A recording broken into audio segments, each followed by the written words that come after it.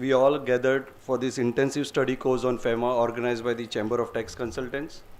We are on the third day, and out of the total 16 sessions, today we are going to cover 9th and 10th session pre-lunch and 3 sessions post-lunch. Today we have the renowned speaker CA Shabbir Motorwala, who is going to talk on foreign direct investment in India.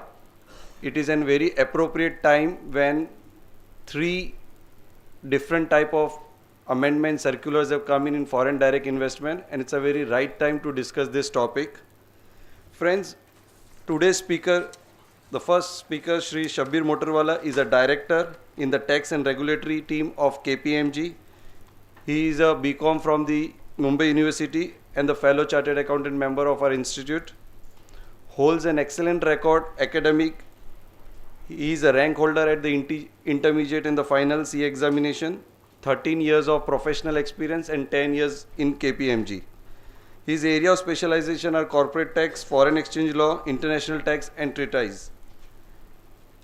He appears extensively at Reserve Bank of India and various income tax authorities and represents clients and public interest matters. He has worked with clients across sectors such as industrial market, pharmaceuticals, automobile, consumer, financial services, information, communication and entertainment. He is a regular speaker at all the events, including our chamber. With this small introduction, let us please welcome our today's speaker, Shri Shabbir Motorwala. I'll request Vijay Bhai to please present memento on behalf of all of us. Shabbir Bhai, all yours.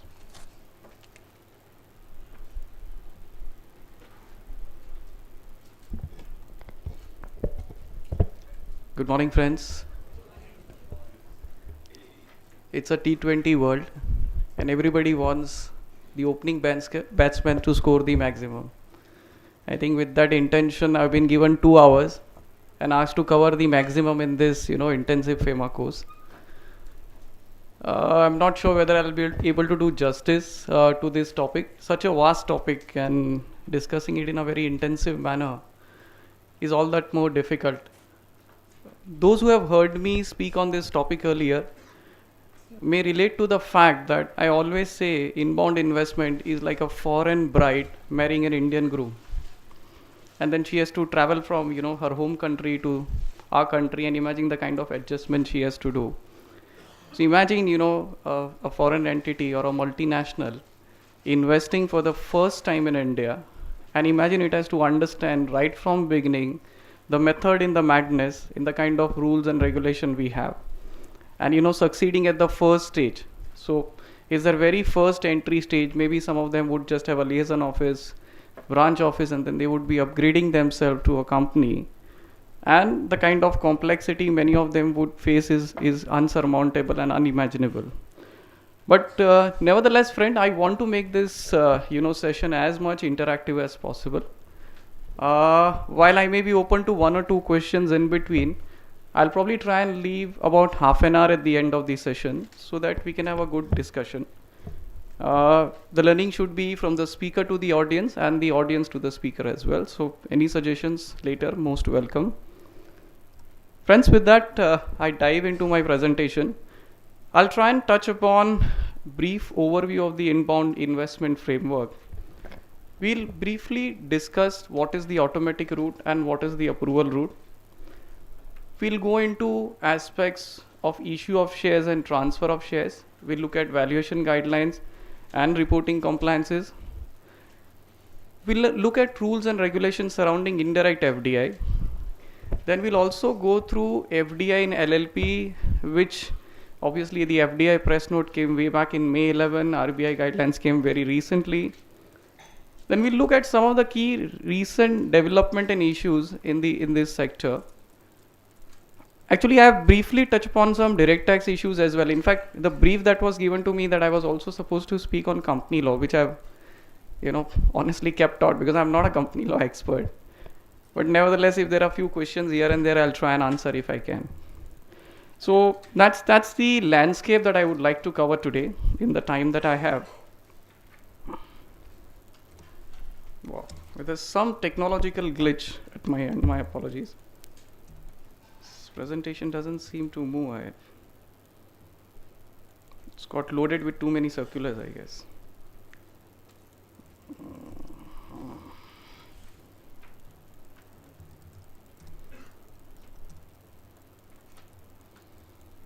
Sorry. I don't know what's wrong with this. Sorry, I was using this.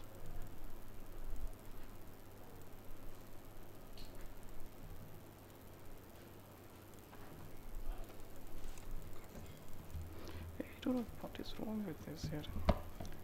Ask you to see if that that's what we're talking about.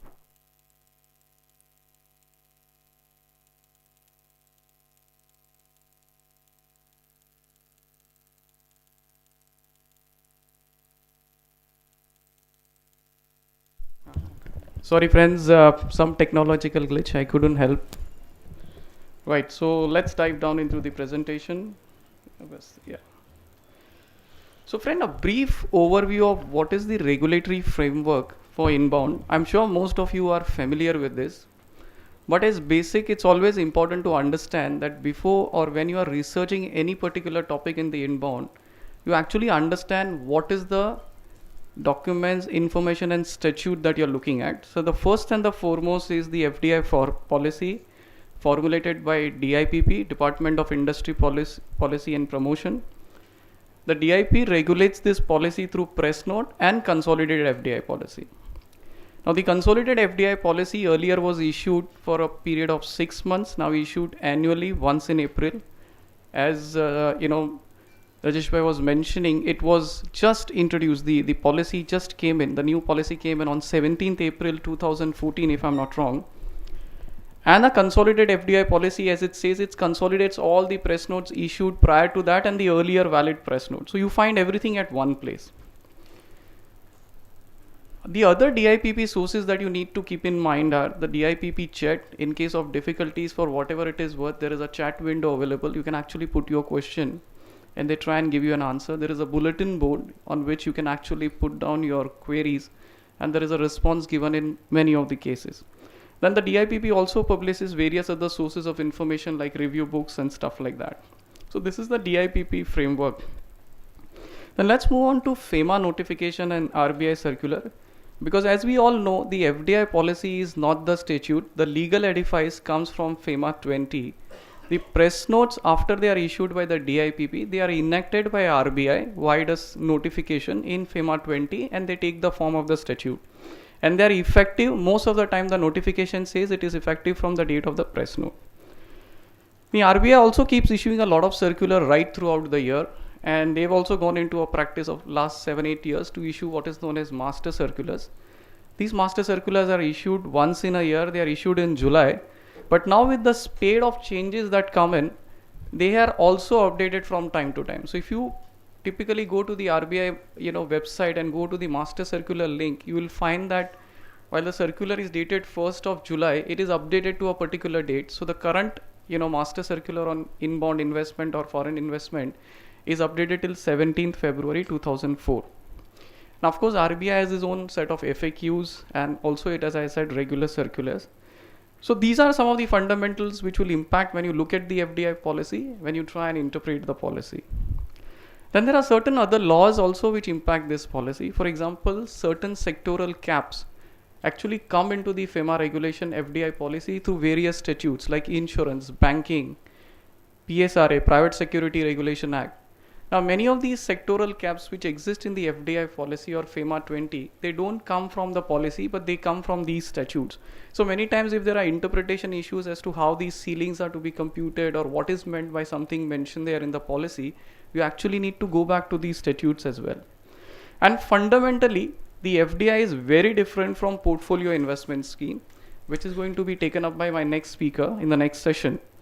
The portfolio investment means only a financial investment for financial gains, where you don't want to take ownership control in the entity that you want to invest. And typically portfolio schemes relates to NRIs, FIIs, QFIs, FVCIs, and they are very distinct fundamentally from the FDI scheme, where the investor also runs the business either as a joint venture, wholly owned subsidiary.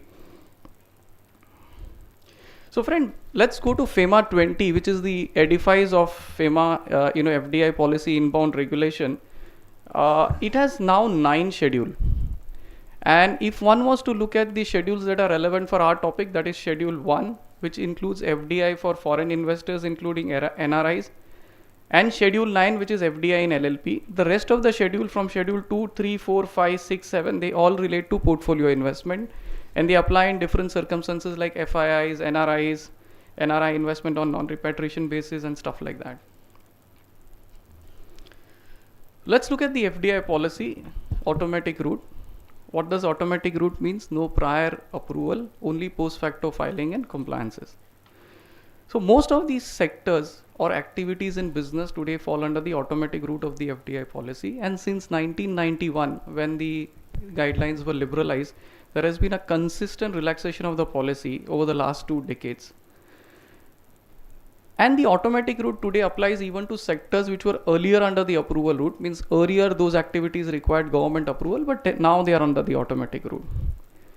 And one fundamental thing that you may want to note, either under the automatic route or approval route, is there could be a cap on the foreign investment, and the cap may include FDI investment, FII investment, NRI investment. So in certain sectors, you may have to aggregate and apply the cap. In certain other sectors, you may apply these cap on a standalone basis. Now, when you look at a policy qua each sector, you have to also look at if there are any performance or capital related condition. So for example, in the real estate development and construction sectors, there are performance related conditions that you have to do this within so years. You have to do certain other things within certain other periods. In case of NBFC, there are capital related obligations that you have to have minimum capitalization. If you have less than 51%, if you are up to 75%, if you are more than 75%. So different capitalization obligation entails. So similarly, each sector in the policy consists of various obligations which one needs to evaluate when it is actually examining the applicability of the auto route. And under automatic route, typically what is covered is issue of shares against inward remittances through banking channels. The money can come from NRE or FCNR account for NRIs. The issue of shares can be against external commercial borrowings. It can be against payables for royalties, technical know-how. There could be issue of shares even under mergers, demergers, amalgamation. And there could be even issue of shares as bonus or right shares to non-residents. So almost all of these cases get covered. In a limited sense, under the policy, the scope of FDI has been widened to cover issue or transfer of participating rights in oil fields to a non-resident. It's a very limited ambit of expansion of scope, because when there is an issue or transfer of an oil field to a non-resident, typically under a government allotment or a PSU who transfer, it has to be again done at fair value, and there are compliance obligations that triggered in line with issue or transfer of shares from resident to non-resident. I think I've mentioned NR to R, it should be actually R to NR. So friend, what are the other features of automatic route? The automatic route is not available to unincorporated non-resident entities. So if you are not a company or incorporated body, then an automatic route may not be available to you. Or if you are a citizen or an entity incorporated in Bangladesh or Pakistan, especially in case of Pakistan, there are further sectoral restrictions. So these automatic route even otherwise may not be available to you. Then there are certain cases of transfer of shares. The automatic route may not be available in those cases as well. One should also note that there is also a condition of industrial license for a manufacturing unit, and this is an independent requirement and also relevant for FDI. I think most of the people assume that if you are under the automatic route of FDI guidelines, the industrial license condition is not applicable. But earlier there was a requirement under the policy that if you require industrial license, you may be under the approval route. While that has gone away, we should not lose sight of the fact that some of your manufacturing, kind of activities may require industrial license as well, and kind of filing compliance is there as well. Then the automatic route is not available to what is known as the erstwhile overseas corporate bodies, means those special vehicles own majority 60% or more by NRIs which invested under certain beneficial scheme prior to 2003. And in most of the cases for issue transfer of shares vis-a-vis these type of entities, approval of RBI is likely to be required. Then the automatic route also includes issue of shares under FCCB scheme, ADR and GDR. And there are various schemes and Ministry of Finance guidelines that one needs to adhere to. So this is in short and substance the framework of the automatic route. Then let's look at what is falling under the approval route. The approval route relates to sectors that require prior government approval. So in the FDI policy, in that chapter 6, there are specific sector-wise guidelines in which cases prior approval of government is required. Now when you say prior government approval requires, it means it is falling outside the automatic route and it is also outside the prohibited list. So for example, if there are certain sectors which fall under the prohibited list, then you can't take recourse to the approval route in such cases. And generally, what kind of cases fall under the approval route? Sectors, as I said, in which FDI can be undertaken only with government approval, which is like defense. Cases of specified individual and entities like Pakistan, Bangladesh. If there is a swap of shares, that means an Indian company issues shares against receipts of shares of a foreign company. So there is an inbound outbound swap. Issue of warrants, partly paid up shares. Issue of shares, convertible instrument against capital good, import of capital good, machinery, equipment, new capital equipment. Earlier, second hand was also permitted. And you need to make the FIPB application within 180 days. And if you are issuing shares or convertible instruments against pre-operative or pre-incorporation expenses, subject to certain conditions, that money ought to be paid in a particular manner. Then, if there is an FDI in domestic venture capital fund in the nature of trust, then if there is an FDI in an Indian company which has no operations or no downstream investment. Now this is very tricky. So you may have a company which has been lull for some time, say 5, 6, 7 years, and you want to revive that company by either bringing in FDI through a JV partner. Now in that case, the company absolutely may have no activity. In such cases, it is advisable to seek the approval of the FIPB. Or if there is an Indian company which has or proposes to make only downstream investment, or that means it just wants to act like a holding company. In such cases, FIPB approval will be required. Or if there is an FDI beyond 24% in an Indian company with an industrial undertaking, engage in manufacturing items reserved for MSME sector. If there is this kind of an FDI, then you will need to go to the FIPB approval, and these kind of cases may be subject to certain conditions like export obligation or certain other obligations. So when I say approval route, FIPB, what is FIPB? The FIPB is constituted under the Ministry of Finance, Department of Economic Affairs. It consists of secretaries of various government departments, including DIPP, Ministry of Finance, Ministry of External Affairs, Ministry of Overseas Indian Affairs, and there could be certain other secretaries and certain other, representative from the trade and industry, professional expert who could be inducted into the meeting depending on the cases that are supposed to be discussed. In most of the current meetings, even representatives from the income tax department sit in the board meeting. And what is the level of approval for cases going under the approval route? The Minister of Finance, on the recommendation of the board, can approve proposal up to 1200 crores.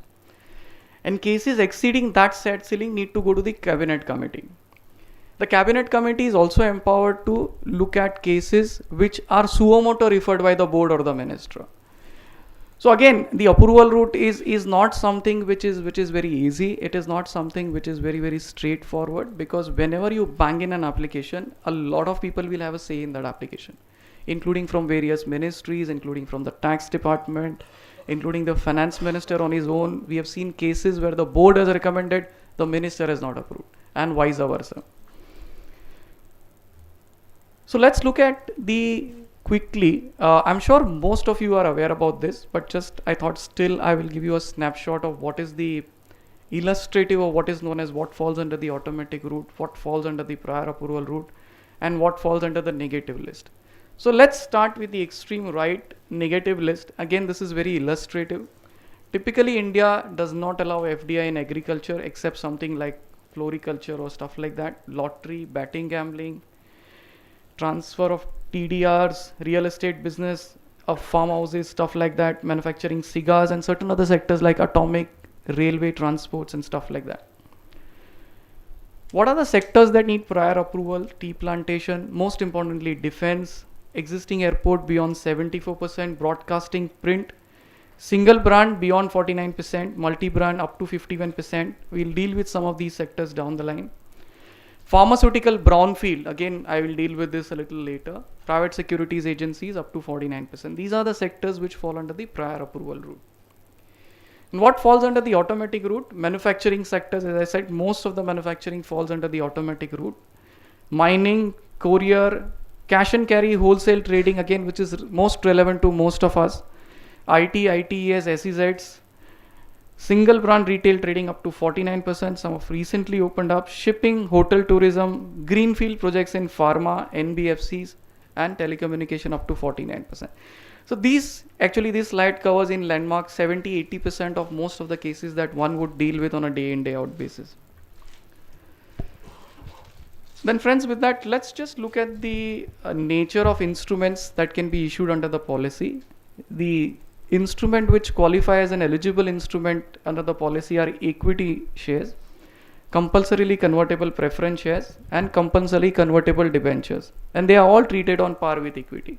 That means the policy makes no distinction between these two instruments. And issue as well as transfer of these instruments is covered. When you're talking about CCPS, that is compulsorily convertible preference shares, there is a cap on dividend at 300 basis point over prime lending rate of SBI. There is no interest ceiling currently on CCDs. If you are scheduled to issue optionally convertible or non-convertible preference shares, then they are treated as external commercial borrowings and they have to fulfill those guidelines, including the interest ceilings therein. Now, NCDs, in my view, is again not a fully recognized instrument so far as FDI is concerned. And in my view, typically if you want to issue NCD, it may not even fall within the ambit of ECB because it's a rupee denominated instrument. But I will not again get into the complexity of that, not relevant to our subject.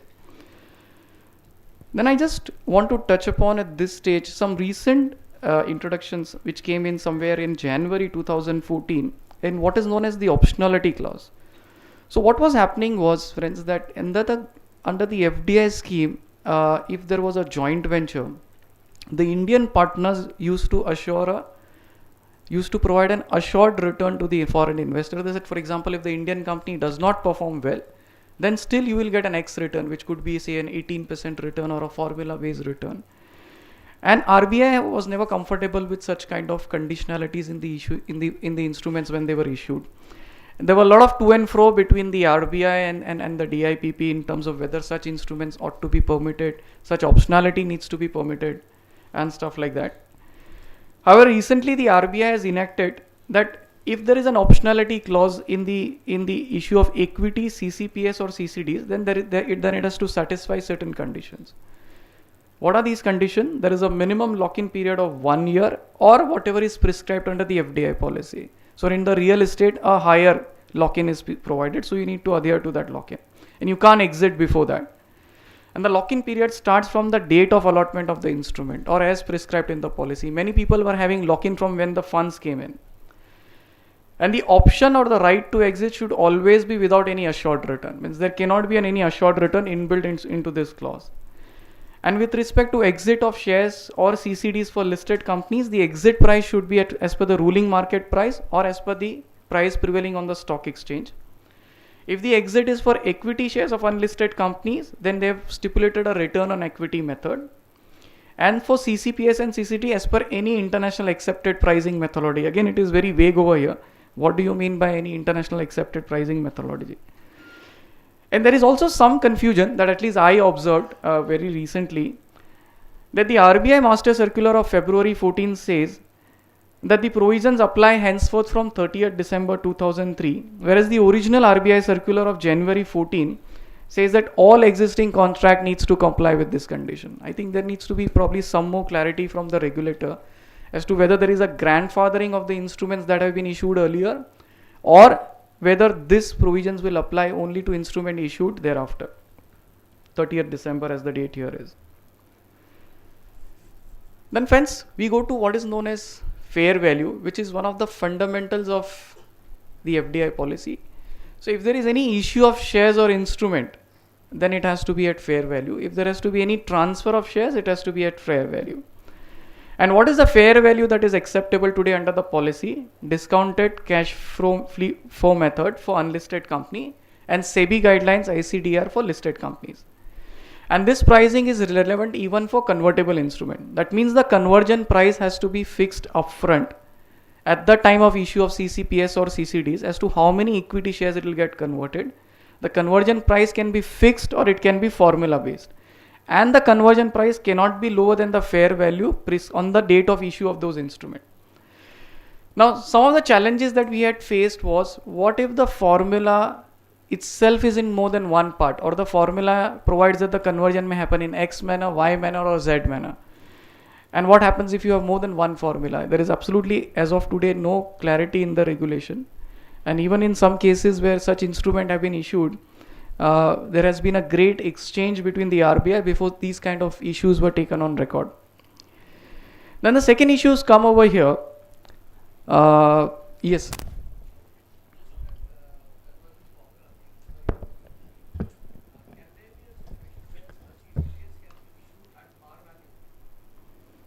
CCPS, see, the CCPS is always issued at par value. The conversion into equity has to be at fair value. So, for example, you issue 100 rupees CCPS, face value 100, issued at 100, do fair value of equity. If the equity fair value is 50, it will get converted into 2 equity shares on the date of conversion.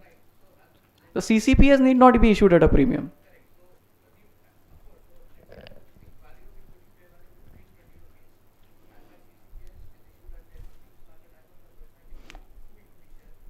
Yeah, for every 2 preference shares, you'll issue 1 equity shares. Yes, that's correct. That's correct.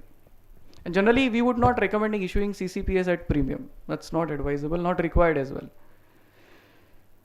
Then one fundamental issues that come is, after you have issued the instrument for a particular period, whether you want to change the period. You've issued for 10 years and you want to make it 15 years. Can you make it? The policy absolutely is silent on that. So perhaps it seems either not permitted or need RBI approval. And then can you convert CCDs into CCPS or CCPS into CCDs? Again, this is something which the policy does not provide, and if anybody wants to do that, it will need regulatory approvals. And when there is a transfer of shares between resident and non-resident, how does fair value, impact here? If there is a sale by a non-resident to resident, then the maximum payment by resident is the fair value. And if there is a sale by resident, then the minimum receipt has to be at fair value. So that's a cap on either side. Now, these fair valuation guidelines are relaxed if there is an FDI by way of subscription to the Memorandum of Association. In such cases, you are allowed to subscribe to the shares at fair value. Or if there is a transfer of shares between 2 non-residents, and for both the legs, purchase as well as sale, there is no valuation that applies. Now, the fair value applies not only for issue of shares against cash or inward remittances, but also when you are issuing shares against ECB, royalty, imports, or any other item. In which case, you will have to not only choose the conversion, the value, the fair value at the time of conversion, but also the value at which you will take the conversion base. So the exchange rate that is stipulated by RBI in such cases is the date prevailing on the date of the agreement, or any other lower amount as per mutual agreement between the parties. And as I said, here also the fair valuation date is the date of conversion, not when the money or the original transaction happened. And in case of imports, if you are issuing shares again import, there are special rules as to how will you value the imports. So friends, we then move on to rights issue and bonus issue. So you've done an initial issue of shares or transfer of shares, and then an Indian company can issue right shares to non-residents. For listed companies, the criteria is the issue price can be at any price determined by the company. For unlisted companies, the price for rights issue has to be the same price for which the shares are allotted to residents. For issue of rights shares to OCB, overseas corporate bodies, erstwhile OCBs, prior approval of RBI is required. They try and check if they are on the negative list and stuff like that. Now, one of the key challenges that has been faced over here is whether rights is possible when the entire share capital in an Indian company is owned by a single foreign parent. If you don't have a resident to whom you are issuing shares, can then be an issue of shares which can qualify as a rights, where we had some mixed hair-raising experiences. So far, no legal challenge. But this is a point to ponder, may not be always taken recourse to unless imperative. Now let's go to bonus shares. Issue of bonus shares is again under general permission, subject to again sectoral cap and policy. You, of course, when you are issuing bonus shares, there is no question of valuation. You have to comply with company law provision and other statutes to the extent applicable. Bonus shares can also be issued to OCB. Now friends, one interesting circular which came in fairly recently is the RBI circular number 84 dated 6th January 2014. It permits Indian companies to issue NCD or NCPS in the form of bonus shares from General Reserve under a court approved scheme, subject to no objection from Income Tax Authority. So this is something which the RBI actually received a lot of application because a lot of people wanted to issue bonus shares in the form of redeemable instrument, and the argument that was put in place is that, look, dividend is anyway a current account transaction, freely repatriable. So whether I repatriate dividend or I give a capital instrument which is repatriable, it should be permitted. And I think this kind of request the Reserve Bank partly gave into by putting forth this circular. The only conditionality is here that the issue has to be under a court approved scheme. And they have obviously asked for NOC from the income tax department because many people were trying to take advantage of the treaty. For example, if you issue preference shares to a Mauritius resident and then you have to redeem that preference shares, then typically one would argue that there is no capital gain and you technically will end up paying no tax in India, in that sense. So that's why the criteria of no objection certificate, so they can shut down if there is any unwarranted transaction. Then let's look at what is the reporting and the compliance framework under FEMA 20. So when you are issuing shares to non-resident, there is a receipt of share application money, and within 30 days from the receipt, you're supposed to intimate the RBI in a prescribed format through the authorized dealer. Now the authorized dealer is supposed to do a KYC check in the prescribed format from the overseas remitting bank. And then you have to issue shares or convertible instrument, and you have to report to RBI in form FCGPR within 30 days from the issue of those shares or instrument along with prescribed document, which is the most important document being valuation report from a chartered accountant or a merchant banker. And the second condition is the shares and convertible instrument needs to be issued within 180 days from the date of receipt of funds. The RBI allots a UIN number for the initial intimation and a registration number for the allotment of shares. And the reporting obligation also applies to rights and bonus issues. Now friends, this UIN number and registration number is very important because unless you have it, even though you have filed FCGPR, the RBI does not construe the issue as a complete issue and does not believe that the non-resident has an unfettered ownership of those shares. So if there is any subsequent transfer or even that gets tainted if these documents are not available. Yes.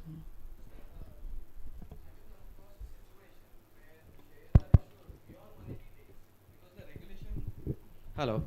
Yeah. Sir, have you come across a situation where shares are issued beyond 180 days as the regulation says that refund is allowed as in beyond 180 days? Yeah, that's correct. So if you read the very good question, if you read the regulation says that if you have not issued shares within 180 days, you will refund the money or issue the shares immediately. Whereas the master circular says that if you issue the shares beyond 180 days, you need RBI approval. So if you've crossed the 180 days ceiling, today's practice is you go to RBI approvals, you go to RBI, seek an approval and then issue the shares. That's the practice. Sir, one question.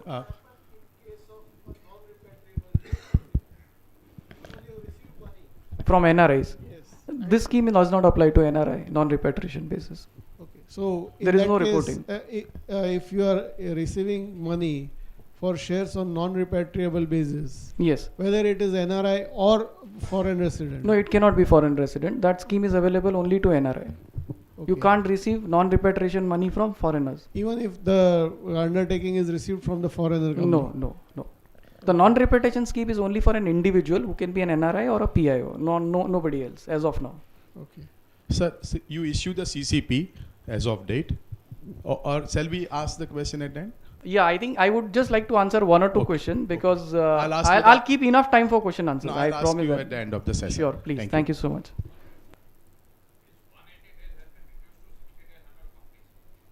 No, that's why I mentioned in the beginning that I have not touched company law. It is not reduced under 60 days because there is an exemption for foreign money.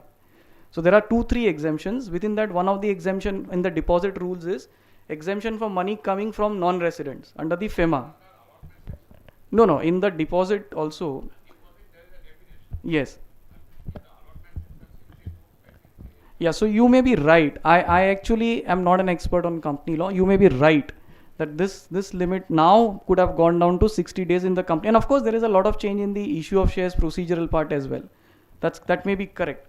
But as I was trying to understand that if you cross 60 days, it is treated like a deposit. And in the deposit, there is an exemption for money received from non-residents. So I'm still trying to argue that 60 days condition should not apply to non-resident. I'm just trying to argue the other way around. Because the thing is, if you don't issue within 60 days, they're treating it like a public deposit. And then in the deposit rules, there is an exemption for money coming from non-resident.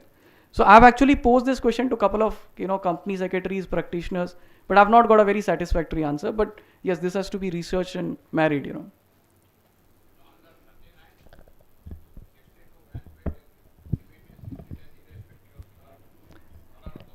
Yeah, right. But there is another deposit and a deposit rule recharacterization which you have to see, because if they've created an exception, that will defeat that exception. That's what I'm trying to say. Right, friends. So I'll continue. If there is a transfer of shares between resident and non-resident, then there is a form FCTRS that is required to be filed to the AD bankers within 60 days from the receipt of consideration.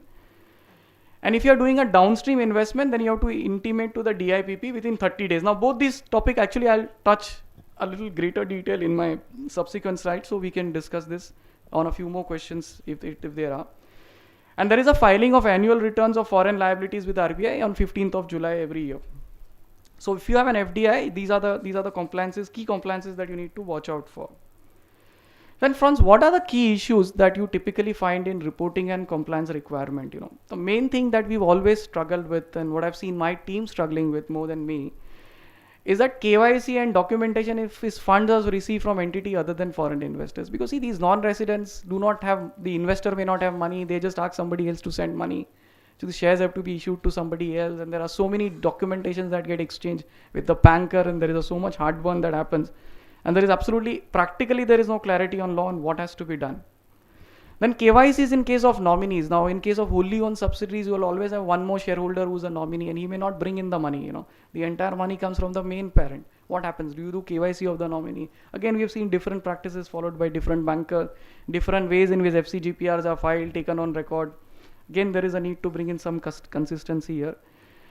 Then obtaining FIRCs from AD banks, basically we've seen the money comes in one bank's Vostro account, your bank account is in some different bank, FIRCs to be obtained from a different bank. Again, there are issues with respect to description being mentioned by somebody in some manner. So again, host of challenges surrounding these compliances around these 3-4 bullet points. Then the time taken by AD banks to peruse the documents. So you are supposed to file to RBI within 30 days. And through the bankers, that means the banker expects a 7 days clear notice. That means indirectly your timeline goes down to around 20-21 days. And generally we've seen most of the people give to the banker on the 20th, then ask him to file it on the very next day. And we've seen that does not happen, and inadvertently there is a delay, and then it may go under compounding contravention.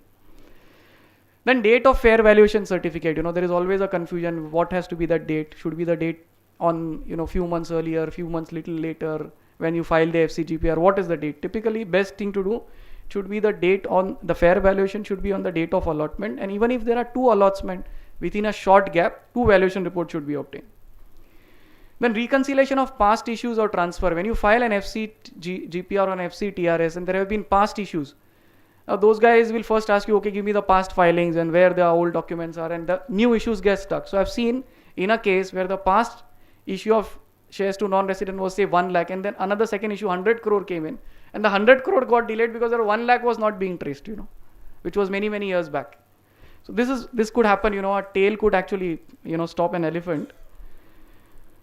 Then appropriateness of object clause and other clauses in the memorandum. Many times we have seen is that after you file the FCGPR, the banker, RBI calls for the memorandum and the articles of association, and then again the way the object clause has been drafted is completely contrary to what you are trying to state in the FCGPR or in terms of the NIC codes that you have mentioned. Again, you end up spending a lot of money. So I think we as practitioners need to take care here. Then I've seen changes in AD banks, post receipt of fund and before issue of shares. Again, creates huge confusion as to who should file what, And interpretational aspects with the AD banks. Now, AD banks have a very conservative view of approaching things, and you may have taken a more precise or a more legal guidance, which may not be in sync with the AD bank, and what happens in such cases. Then conversion of ECB, whether interest due is covered. Now, the guidelines again talk about conversion of ECB into equity, but there is no guidance on whether interest can be. So again, my view is at least such cases may need RBI approval, and perhaps such cases may not be permitted in absence of a specific incorporation in the policy. Friends, with that I move to my next slide. I'm conscious of the time here. The general permission under FDI extends to issue of shares under merger, amalgamation and demergers of Indian company. There is a general permission for the Indian company to issue shares to the non-resident. The only basic condition is that the issue of shares should comply with the sectoral policy, and you need to file FCGPR within 30 days of the issues. Now, if you see the FEMA notification, if the notification only talks about issue of shares, but really there could be CCDs, CCPS which could get issued under the scheme. Fortunately, the RBI Master Circular provides a relief and it actually expands the scope of shares to include CCDs and CCPS. Therefore, the view is even CCDs, CCPS can be issued under the scheme of merger without any prior approval from anybody under the general permission. Then friends, the next topic that I would like to touch is the pledge of shares. Again, there has been a lot of heartburn over here in terms of how do you deal with pledge of shares, because the definition of transfer under FEMA incorporates pledge.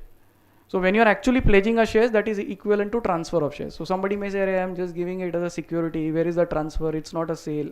But really, that's not how the law is. The law defines transfer to include pledge.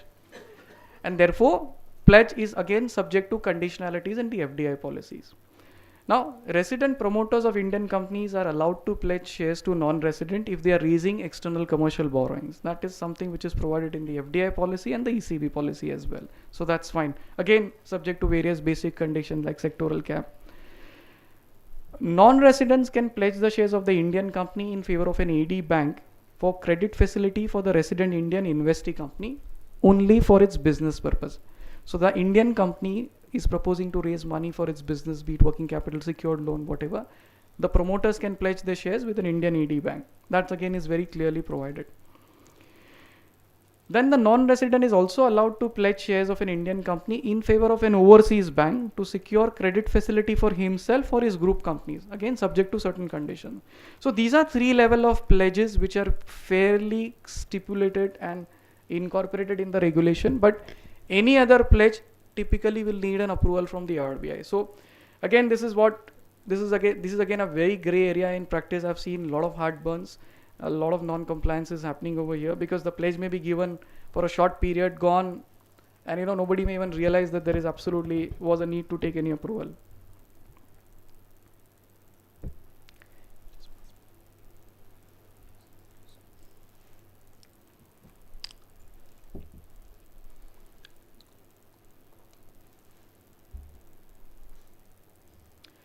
Friends, now I deal with this transfer of shares, which is an absolute matrix in itself.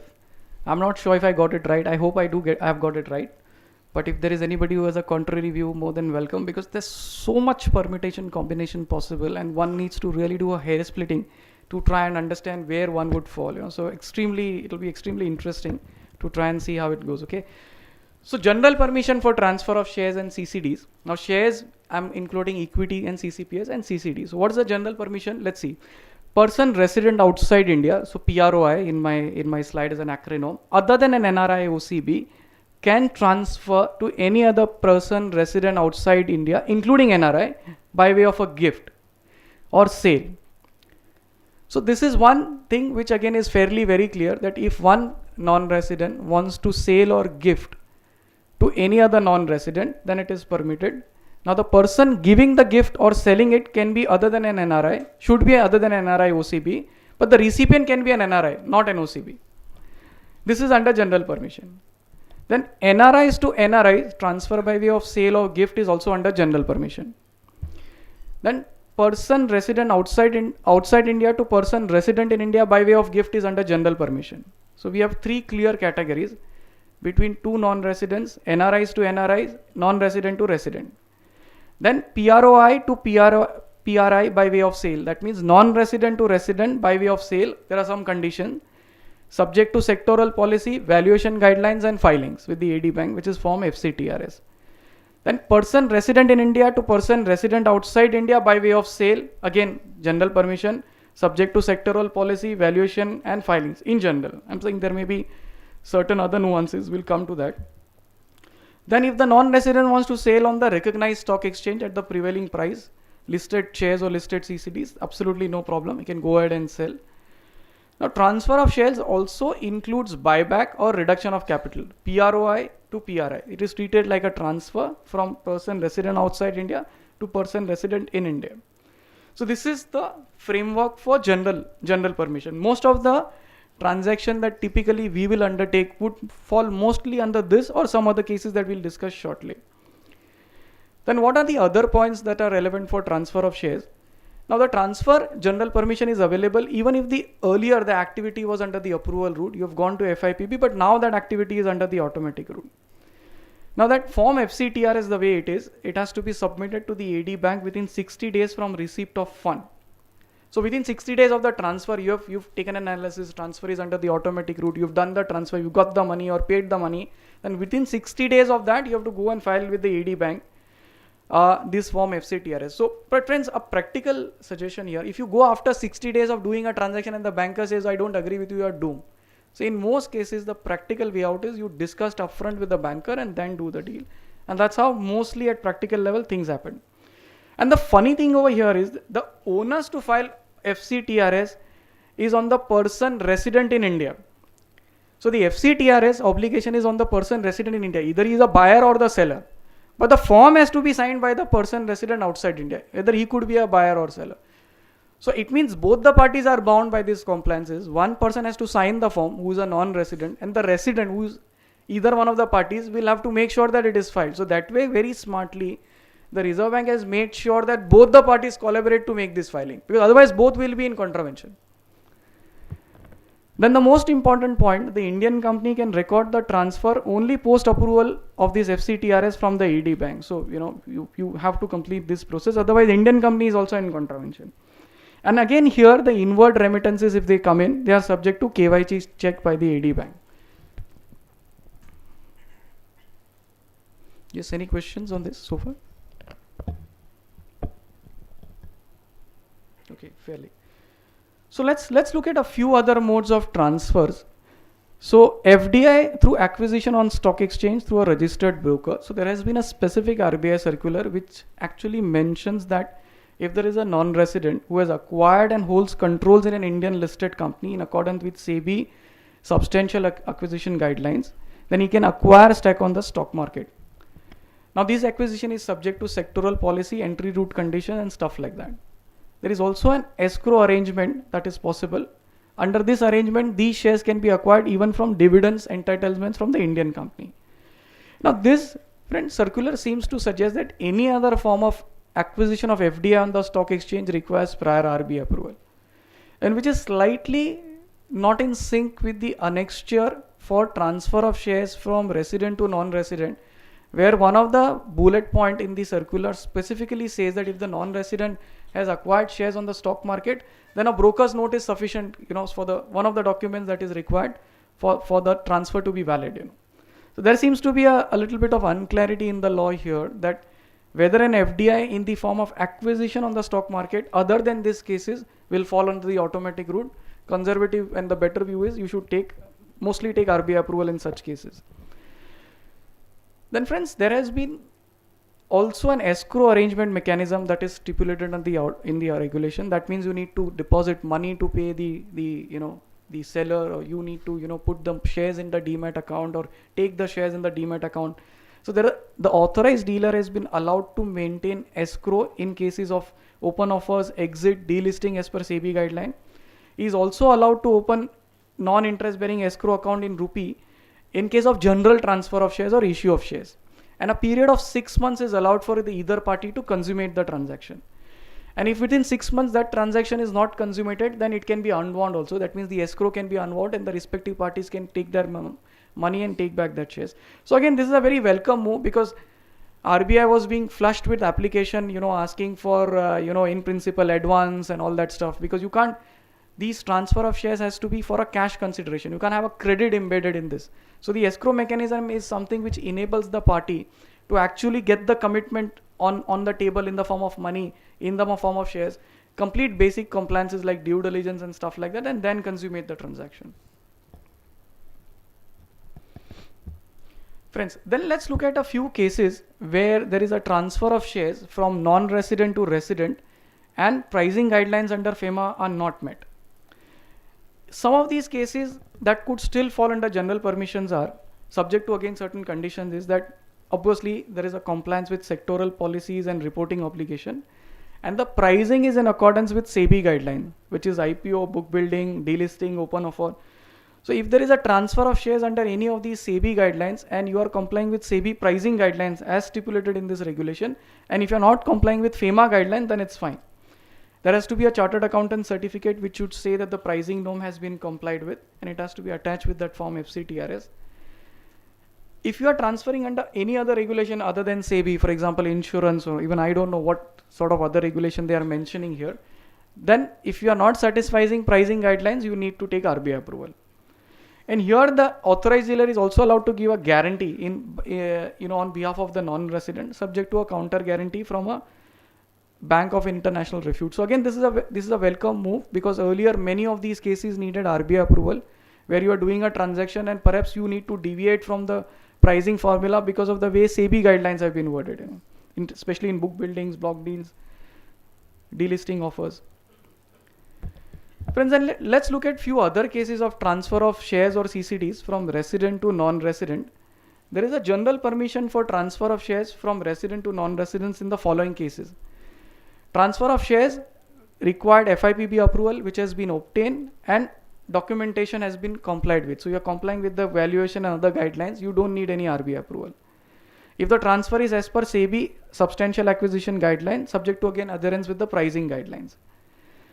And again, there are few cases of transfer. The earlier, as I said on my last slide, this was from NR to R. This slide is from R to NR.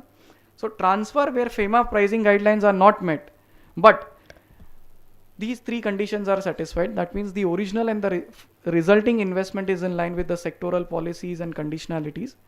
The pricing is again accordance with the SEBI guidelines, and there is a CA certificate to support the pricing with the form FCTRS. So again, if you are doing the transfer as per SEBI guidelines, by and large you are fine. Then if there is a transfer of an investee Indian company is in the financial service sector, again there are two guidelines. I'll touch that, but before I touch upon that, again the transfer of shares of an Indian company in the financial service sector has been subject to a lot of rigmarole. Earlier the entire process actually needed FIPB approval, then FIPB approval, after FIPB it needed RBI approval, then FIPB approval was done away with, then RBI had done away with that approval, saying that 3-4 conditions have to be satisfied with his NOC from the respective regulators for all the three entities. So after a lot of rigmarole, finally this is where it has settled down to from October 2013. And it says that this transfer can be under the general permission subject to the non-resident acquirer satisfying the fit and proper due diligence guidelines. So the earlier NOC requirement from the regulator and all these conditions have been now done away with. And it only says that the other conditions such as minimum capitalization and couple of other stuffs are complied with.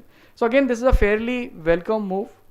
Actually removes a lot of anomaly in the whole process of transfer of shares from resident to non-resident in the financial services sector. Yeah.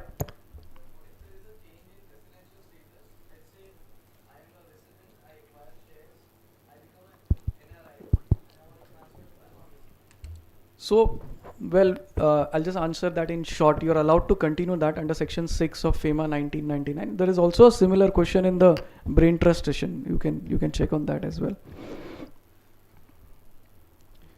So friends, with that I move on to transfer of shares or CCDs between R to NR. Some of the transfers which may require prior approval of RBI.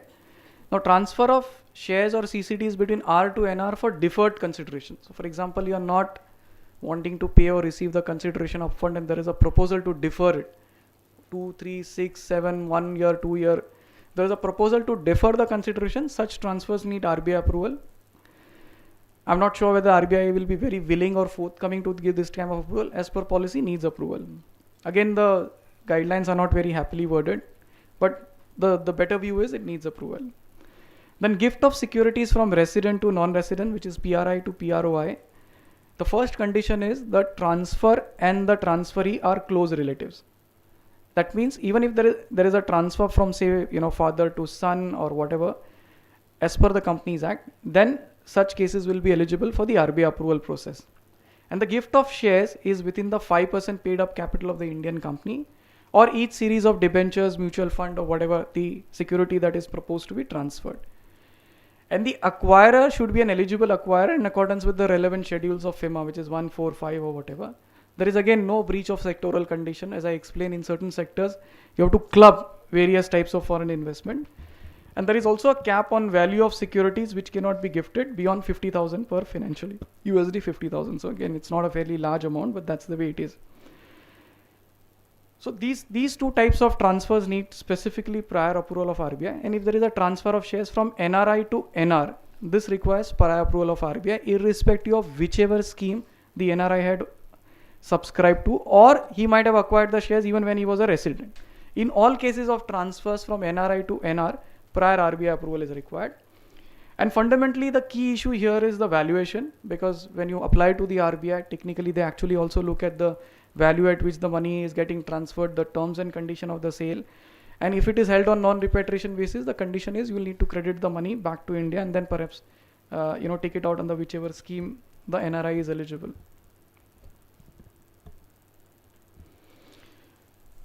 So friends, with that, I have actually hopefully completed transfer of shares. Again, it's a fairly complex matrix. I tried to simplify it as much as possible. I'll be open to questions after the session on this. Let's look at other general permission for ESOP, issue of shares to non-resident individuals. Again, there is a general permission under the inbound regulation. Again, fairly taken recourse to kind of a provision. Listed Indian companies can issue ESOP to their employees who are non-residents or employees of JV or WAS who are non-resident except citizen of Pakistan or citizen of Bangladesh, which can be under the approval route, which is FIPB route. The ESOP shares can be issued directly or through a trust. For listed companies, the scheme has to be drawn up as per the relevant SEBI guidelines. And the face value of the shares allotted should not be exceeding 5% of the paid up capital of the issuing company. Unlisted companies have to follow provisions of the Companies Act. There is a reporting which is prescribed within 30 days of the issue of ESOP. And subsequently, when shares are issued to the non-resident under the ESOP scheme, you have to file and form FCGPR within 30 days. Now friends, here there is a slight mismatch between the FDI policy and the RBI master circular. I may not want to get into the granularities. The condition that I mentioned here is more in accordance with the FDI policy and also the old master circulars of RBI. The current master circular seems to suggest that this kind of provisions are only available to listed companies. They've actually not clarified the unlisted company portion that well in their own circulars. Now I'm not sure what is the reason for that, but there is currently a mismatch the way I see it in the FDI policy and the master circular. Friends, with that, I move ahead. The general permission in the FEMA 20 for remittance also extends to winding up or liquidation of companies. If there is a winding up or liquidation of an Indian company, there is a general permission given to the AD bank to allow the remittance to the non-resident. The condition is there has to be a no objection certificate or an ITCC to be obtained from the income tax authorities. There is a need for an auditor certificate that all liabilities are provided or paid for, and the winding up is in accordance with law. And in case of winding up is other than any way by of a court scheme, the auditor certificate also needs to state that there are no legal proceedings pending in any court and there is no legal impediment in permitting the remittance. Earlier, few years back, even such remittances required prior approval of RBI. Friends, with that, I just want to touch upon one recent RBI circular which came somewhere in November 2013, which allows unlisted companies to raise capital abroad without prior or subsequent listing in India for an initial period of 2 years. So again, this is in line with the other relaxation in the securities regulation, where you are allowed to access capital abroad by way of listing. And there are host of conditions that are prescribed in this particular guidelines. I'm only going to touch upon few of them here. Because I thought it's an interesting forum to share this development.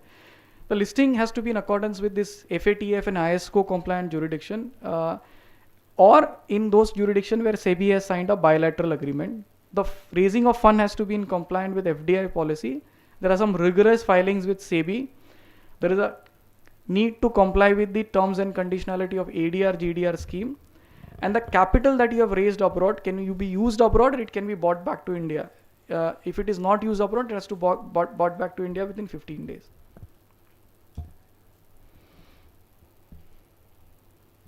So friends, with that, actually I move on to my next item on the presentation, which is indirect FDI. And before we actually go into indirect FDI, there are two concepts that one needs to understand. And only if you understand these concepts that you will be able to actually compute an indirect FDI in an Indian company. And these two concepts are the concept of control and ownership. Control is defined in the policy and the regulation to mean right to appoint majority of directors or control the management or policy decision, including by virtue of shareholding, management right, shareholders agreement or voting agreement. So control is now defined in a very vast form. It's not only a majority equity stake, but even through management agreement, shareholders agreements or voting agreement, a non-resident can have a control over an Indian company. And then there is a concept of ownership. Within ownership, there are two segments: Indian company owned by residents and Indian company owned by non-resident. Now, what do you mean by Indian company owned by resident? Where more than 50% of the capital is beneficially owned by RICs, which is resident Indian citizen or companies owned and controlled by them. So if this is a situation, then that Indian company is owned by resident.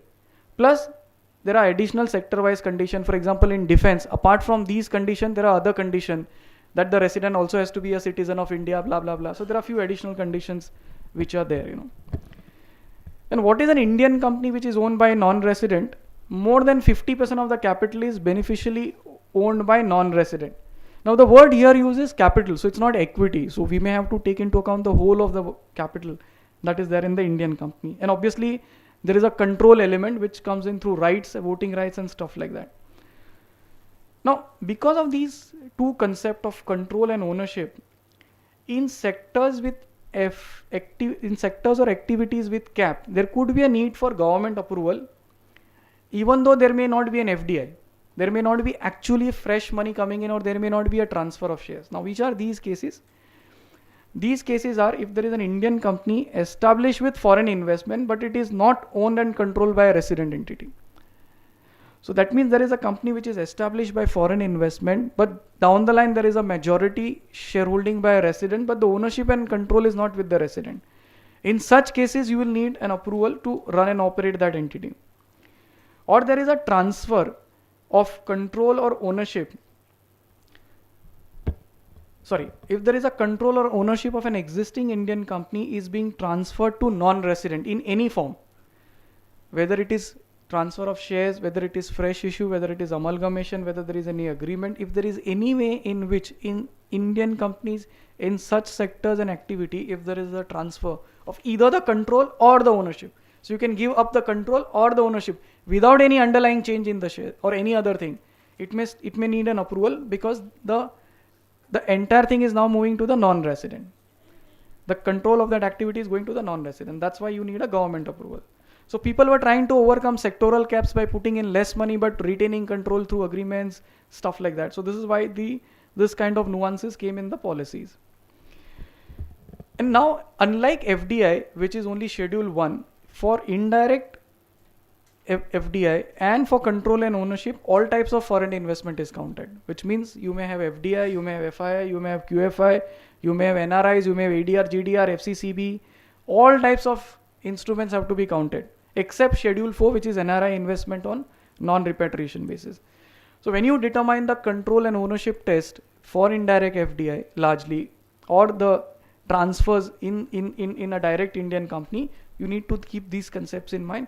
And there may be a need to go and take a government approval. Even otherwise, there may be everything else is in accordance with the regulation.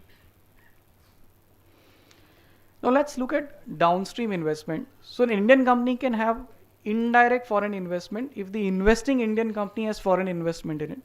That means a non-resident has invested in an Indian company, and that Indian company in turn has invested in the other Indian company. So the second Indian company has indirect foreign investment. Now, what are the guidelines for these downstream investment or indirect foreign investment? So these guidelines currently, the way they are worded, apply only to Indian investor company which is owned and controlled by the non-resident entity. That means they do not apply to entities which are owned and controlled by resident. The downstream investment is subject to the same entry route condition. as direct FDI. That means what you can do directly, you can do indirectly. What you can't do directly, you may not be able to do indirectly. And the computation of indirect FDI is as per a mechanism prescribed, and it applies at each level. So you may go down, down, down, down, and at each level you have to compute in the manner it is stipulated. And when there is a downstream investment, the investor company is required to notify the DIPP within 30 days, even if the instruments have not been allotted. So even if you have given mere money, you may be required to intimate. Then there is a requirement that if you're doing a downstream investment, the requisite funds have to come from overseas, and you can't leverage domestic market. So you can't take borrowings in India and then invest downstream. However, downstream investment is permissible from internal accruals. Downstream investment by banking companies, these guidelines apply only to strategic investment and not their portfolio investments. Now friends, this is very interesting here. Responsibility of compliances of all downstream investment vests with the first level Indian company. So they have said that the first level of Indian company which is bringing in foreign investment has to certify that everything that's happening below it, or all downstream investment made by it or that entity below, are in compliance with the FDI policy. And the statutory auditor of that company has to mention this in his certificate, that this is correct. And the directors have to confirm in their director's report. Now this is a requirement under the RBI guidelines. Imagine, this is something which came in fairly recently, but this is very important because a huge obligation is placed. You may actually end up certifying something 2-3 level down the line, which is as such otherwise not relevant with the financial statement that you are auditing.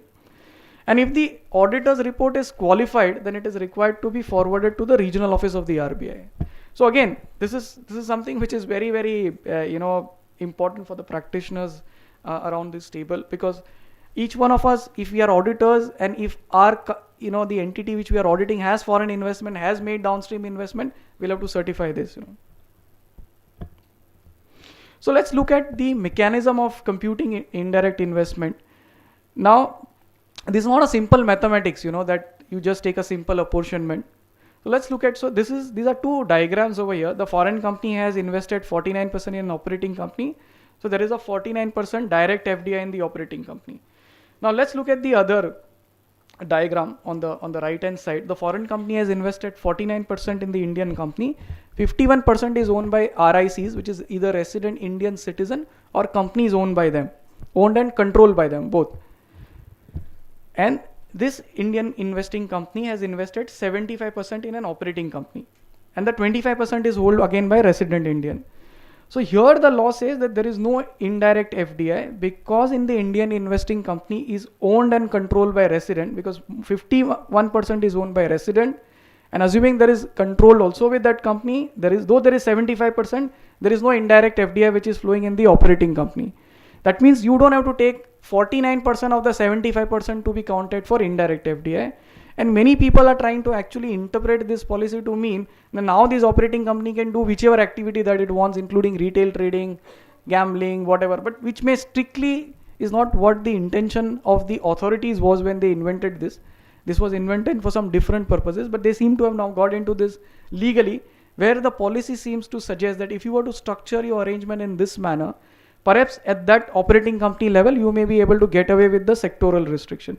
But again, that's very risky, not advisable, and again, something which is being re-debated in the corridors. Let's look at a second scenario where there is a downstream investment by an Indian company which is owned and controlled by non-resident.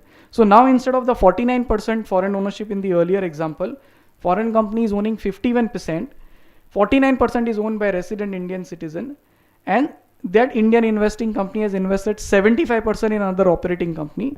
Here the indirect FDI is 75%, the whole of the indirect FDI. So in the earlier example, we have seen because the foreign company is 49%, the indirect FDI in that 75% is 0. Whereas in this, the indirect FDI is now 75% because foreign companies owning more than 51% and hopefully controlling also the Indian investing company. Let's look at the third example here. Here the foreign company, again same as the second example, foreign company owning 51%, Indian residents owning 49%, and the downstream is 100%. Now here the entire 100% is not counted. Like in the earlier example, we had the whole 75% coming. Here the 51% is counted. Because the downstream is 100%, they are taking the FDI in the investing company as the indirect FDI. So friends, this is the vague madness or method that they have adopted in computing indirect FDI. It is strictly not an accounting or a mathematical gimmick. But this is what they have said. So if you are less than 49 FDI, downstream 0. If you are more than, you're owned and control, you count the whole investment so long as it is less than 100%. If it is 100%, you take the mirror for an investment as the indirect FDI.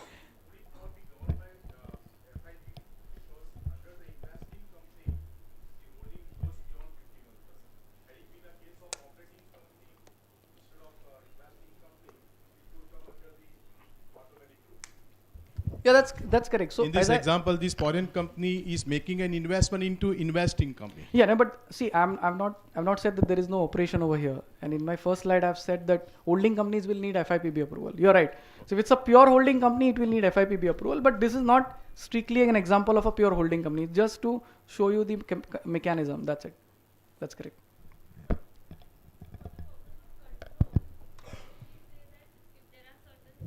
Rights given by the shareholders agreement. Hmm. So would we say having an affirmative vote is a right, which will determine control? Yes, I would think so. Because affirmative will be with both resident and non-resident. So not either So- of the party can. No, so the way the spirit of the guidelines is that when they're looking at ownership and control, the majority should be with the resident. Then only it is Indian owned and controlled. So if it is equal. If it is equal, then they are swinging it in favor of non-resident, saying it is owned and controlled by non-resident, owned or controlled by non-resident, and you Because in- fail the test. Yes, because in most of the cases, what happens is both have an affirmative. So in Correct. So that that's not case- good enough. You will have to have the Indian resident have an edge or a higher affirmative vote, or he may have 2. This guy may have 1. Then it is different. But if you have equal, then the policy swings in favor of the non-resident. That means it is not Indian owned and controlled, and therefore the test of indirect FDI applies in such case. Okay, thank you.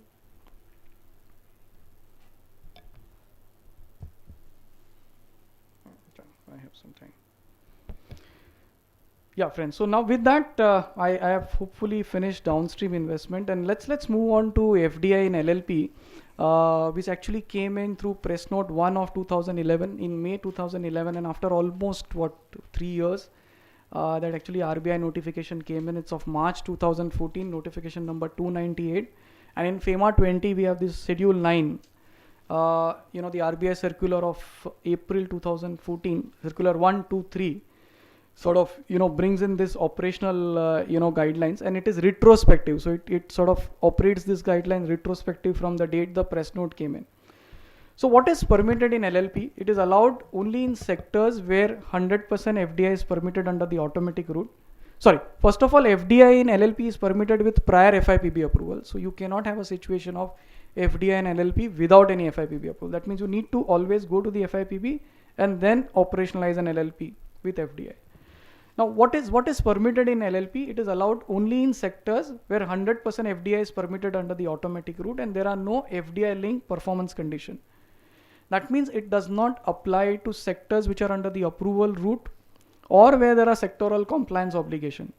An example of such are development of township, NBFCs, construction. These types of activity will not qualify for FDI in an LLP. And if an Indian company with FDI wants to make a downstream investment into an LLP, even that company should only be engaged in activity which fall under the automatic route of FDI guidelines. And there should not be any performance related condition. And as per RBI guidelines, the onus is on the LLP. That means whether the investor in it is Indian investor is whether it is only engaged in a particular activity, that onus is on the LLP, not on the Indian company which is investing, which is little hard to digest, but that's the way it is. Now, what are the other points? That FDI is not permitted in agriculture, plantation, print. They have specifically clarified that these type of sectors will not be permitted. Again, certain types of investors like FII, FECI, QFIs, they will not be allowed to invest in an LLP. Then they have said that designated partner has to be an Indian company or a person resident in India. So if you have to have a designated partner, so if there's a foreign body corporate who incorporates an LLP, then the designated partner nominee should be a person resident in India. The capital contribution can again come like inbound investment, they come through inward remittances or NRE FCNR for NRIs. the LLP is not allowed to make any downstream investment. So once you have an LLP, it can only be of one level. It is not allowed to go down. LLPs are not permitted to avail external commercial borrowing, and conversion of company into LLP is permitted. But again, while the RBI circular as well as the FDI press note talks about this, the whole operational mechanism of how it works is not given there. We'll see in the next slide. So what are the key points which come out from the RBI guidelines is, again, they have, apart from the press note, they've built in the specific condition that it has to be investor has to be an incorporated entity, citizens of Bangladesh, Pakistan again excluded, and they've given a specific exclusion for FIIs, FECIs, QFIs, FPIs, stuff like that. So those people who are taking recourse to portfolio investment, they will not be eligible for this kind of FDI and LLP. Now, they've said that mere contribution to the capital is an eligible investment, because typically an LP will not have a share certificate and the money can come in through inward remittance. And they've said the investment can be by way of a profit share. That means what the policy seems to suggest is that the LLP will have two types of account, will be the capital account and the general profit and loss account. Whenever there is a transfer from the profit and loss account to the capital account, that will be treated like an FDI.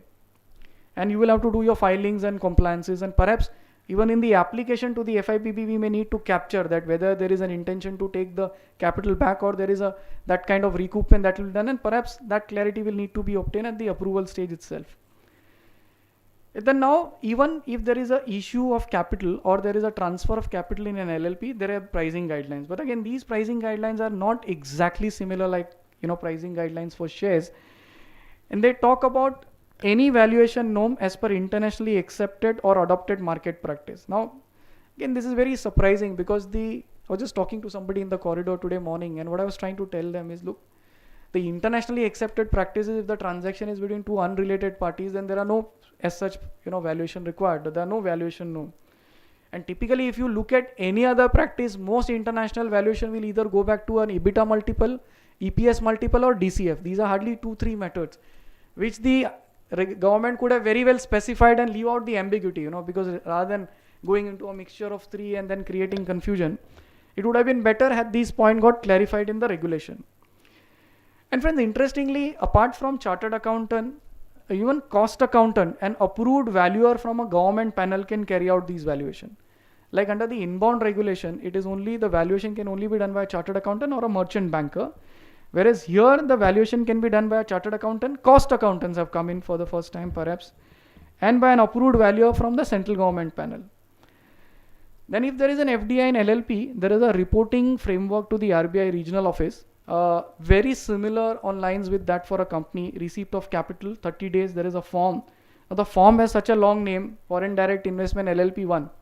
I don't know, the word full foreign direct investment was not required.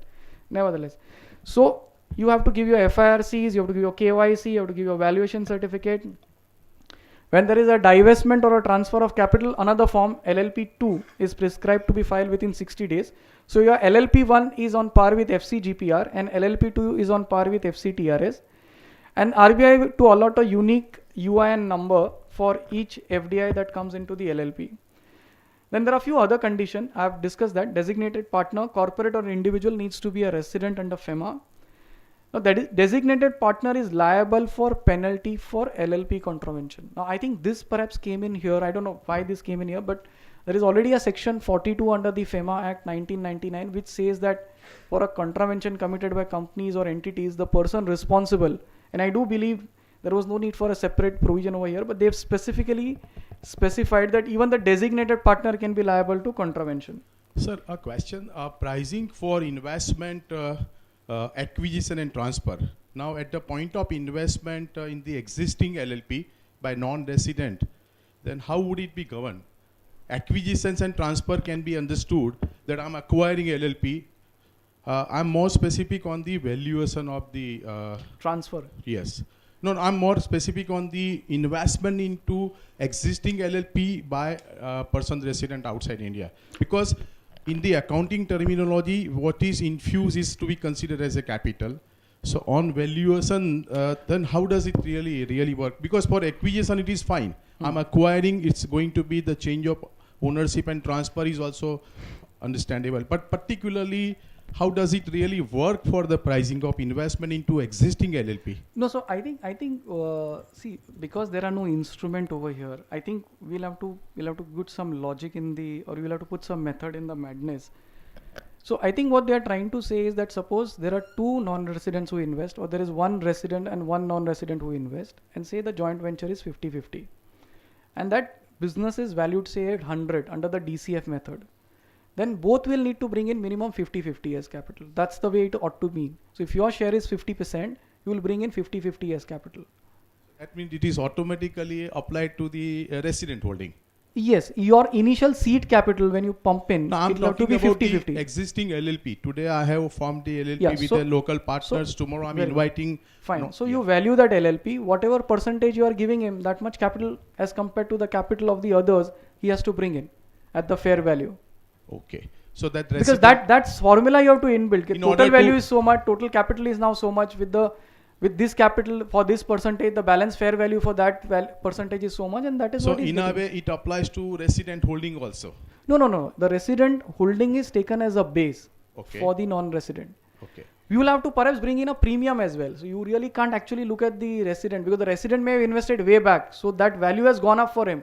Yeah. So suppose the resident has already invested 100 and now the fair value is 1000 Yeah. and you want to give 50%, Okay. then the other guy will have to bring in 500. True. The resident, whatever he invested is not relevant. Okay. So that 50% shareholding or partnership stake with a 500. Yeah. okay.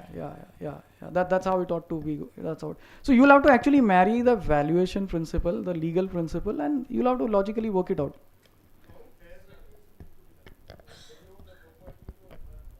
No, so that is what they've said as per any international accepted market practice.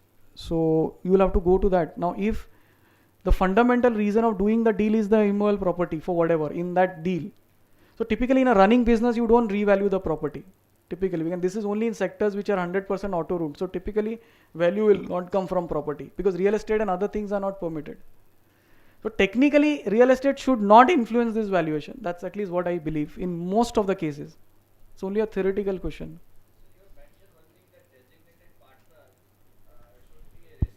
Yes. No, he can be a partner, but if he wants to be a designated partner or if you want to designate somebody, that person has to be a resident. So LLP can be 100% foreign owned. He'll make an individual as a designated partner as a nominee. That person has to be a resident. Yeah. He will be authorized to sign. That's correct. That's correct.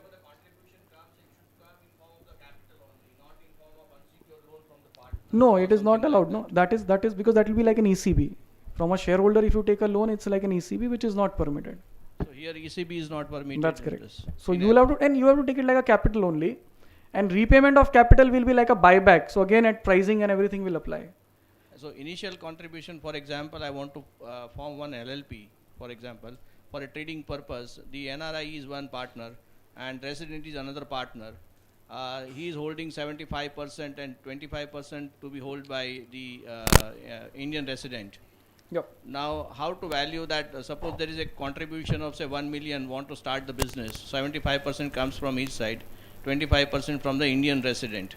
So, is it at the book value only initially we have to bring and start the LLP, or valuation we have to No, do? that's what I'm saying. You'll have to do the valuation, and as per the valuation, whatever is the fair value for that contribution, you will have to invest. But in case of a company formation, this kind of a valuation is not applicable, I believe so. No, so that's what you'll have to. So that's why they have. So really, they have very smartly not gone into something like DCF or whatever. Because see, you will have to decide what are you in a partnership. You value the whole business, okay, with the seed capital that is going to come in, either the existing capital plus the fresh capital, and then you attribute the whole value, and then whatever percentage you are giving for that percentage, that much value has to bring in as capital. That's what the example I gave.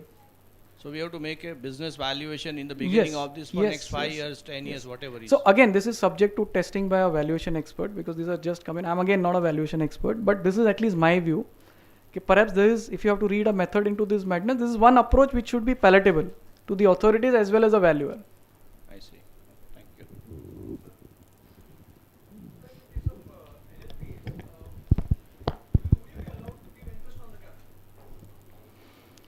So again, that is if it's a capital, there is no interest under the FDI policy. Remember, my friend, interest is allowed only in the case of ECBs. So technically, as of now, there is no clarity whether. No, but even in the company route, when you bring in the compulsorily convertible debentures, which are but that's an essentially instrument, and that's an Okay. instrument. So here there is no instrument. Please understand. Here there is no capital which is like a loan, and there is no capital which is like a capital.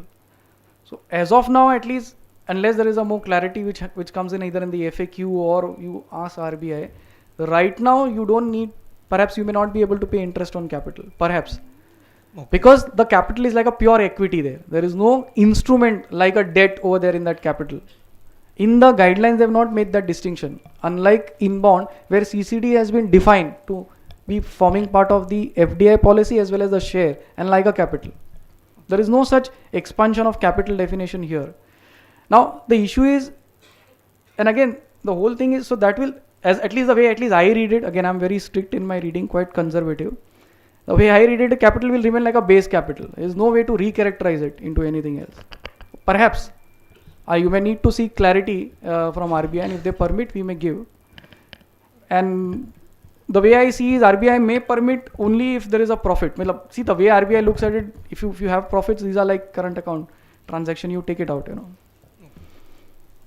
Because that interest on capital is an income tax fiction. It is not a legal fiction in that sense, Basically, because of the deductibility, many people would like to pay interest on capital. But Yeah. that deeming fiction is not carried in the other law, like FEMA. Okay. We'll probably need to do some more homework as to how we to bring in, Okay. Yeah, any other questions? Which I'm doing good on time. So friends, with that, we actually go through some sectoral issues. What are some of the challenges that some of these sectors are facing? So if you look at wholesale trading, cash and carry wholesale trading, whichever way you call it, or a wholesale trading as you call it, the main pain point here is the ceiling of 25% on the total turnover of the wholesale venture with respect to sales between group entities. Now, essentially, this rigor was brought in the policy to actually stop the front end, back end that was happening, and most of you may be familiar that many foreign retailers have directly or indirectly started retail trading by putting an Indian joint venture partner in a fund and having a wholesale venture in the back end.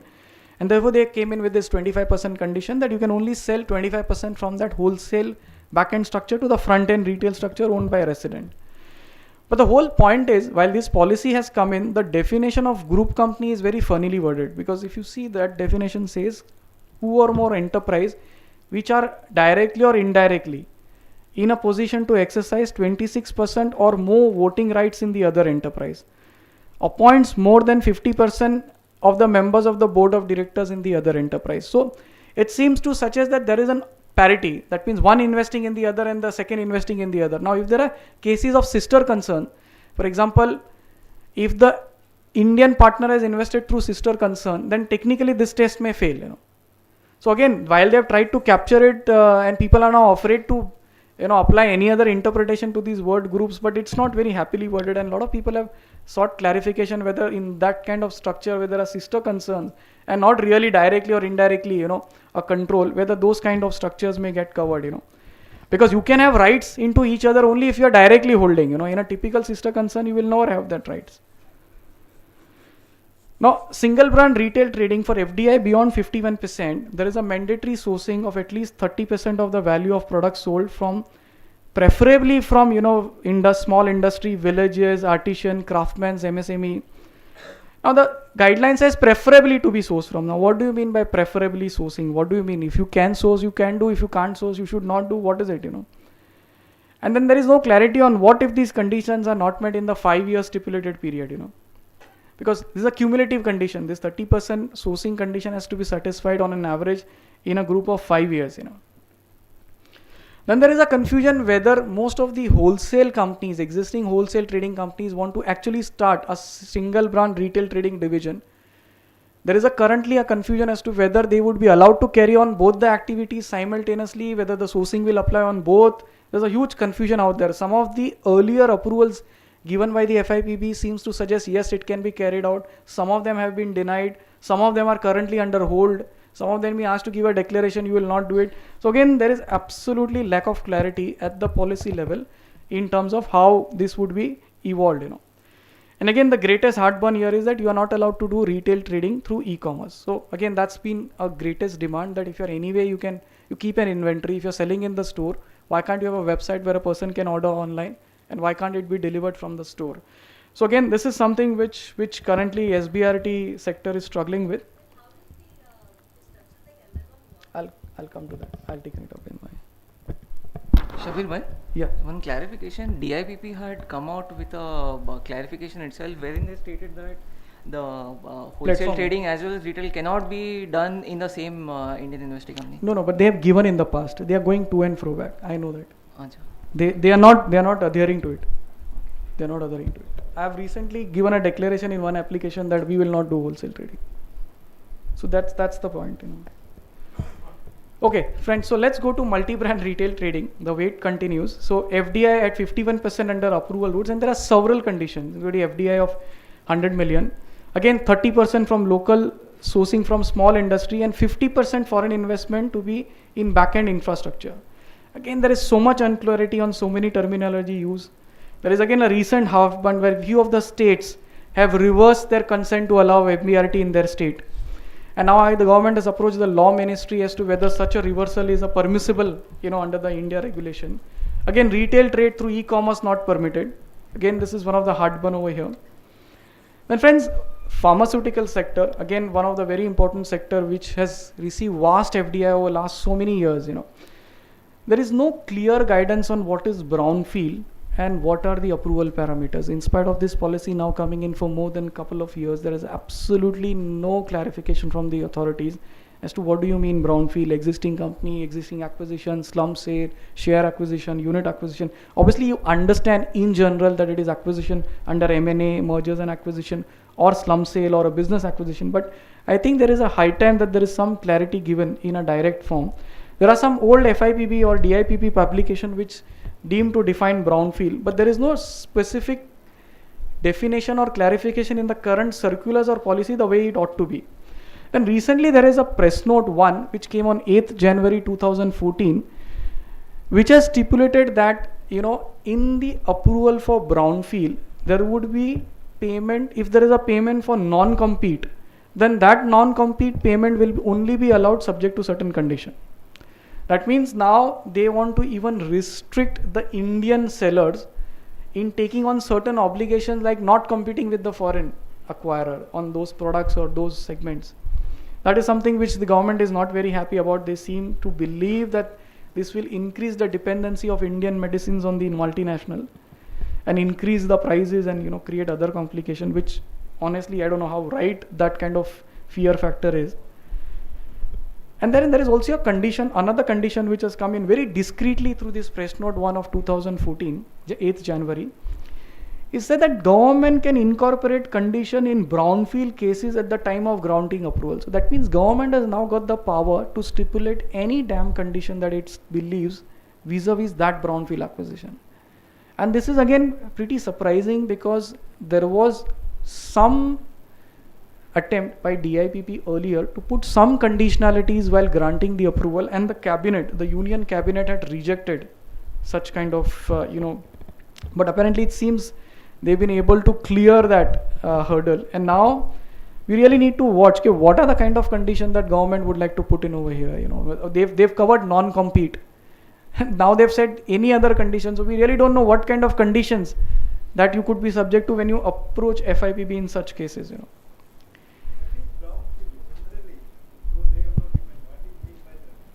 Sorry? So brownfield means acquisition of existing pharma companies for existing units. So if there is a ready-made running Indian business with an Indian unit with Indian licenses, for example, the Abbott Piramal deal, if it was to happen today, they would require a FIPB approval to acquire that. So brownfield means acquiring of existing Indian pharmaceutical company shares or unit, directly or indirectly. In real estate, again, there have been various performance related condition, capital locked in condition, but we all know the state of the real estate sector. Many of the projects have not been able to get kicked off because of regulatory reasons, because of demand supply condition, and there are various non-residents who want to exit abandoned project. There has been a lot of requests which was placed to the regulator to try and come out with guidelines on how this ought to be achieved. Again, there is an absolute silence from the government for almost close to many years now.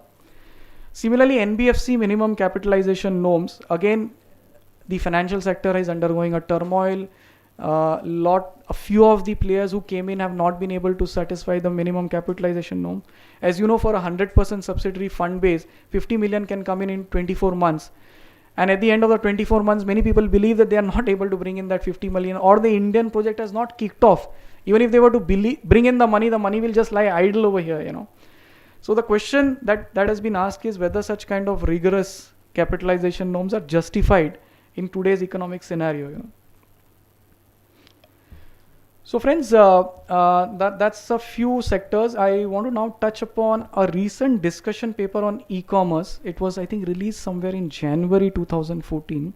Actually, it's a 8 or 7 page document, and it's a very interesting read, where apparently it seems government wants to now make a case for FDI in B2C e-commerce, and they've given several statistics that e-commerce, B2C e-commerce far exceeds several times B2B e-commerce. Of course, B2B e-commerce is something which is permissible under the automatic route. And they've talked about the two models for B2C and B2B e-commerce, which is the marketplace model, which works like an exchange between the buyers and sellers. That means the Indian company with FDI just provides the platform, and the buyers and the sellers are independent people, and that's what Varsha, you mentioned. These are people like this earlier, the Bazi.com and eBay.com. They are only platforms. They actually make the buyers and sellers meet. They don't buy and sell, and they only get a commission on the deal. That's it. They just market the products, and that's it. So this is a marketplace model. If you're into a marketplace model, it's anyway today also under the automatic route, because you're not neither buying, neither selling. You're not holding the inventory.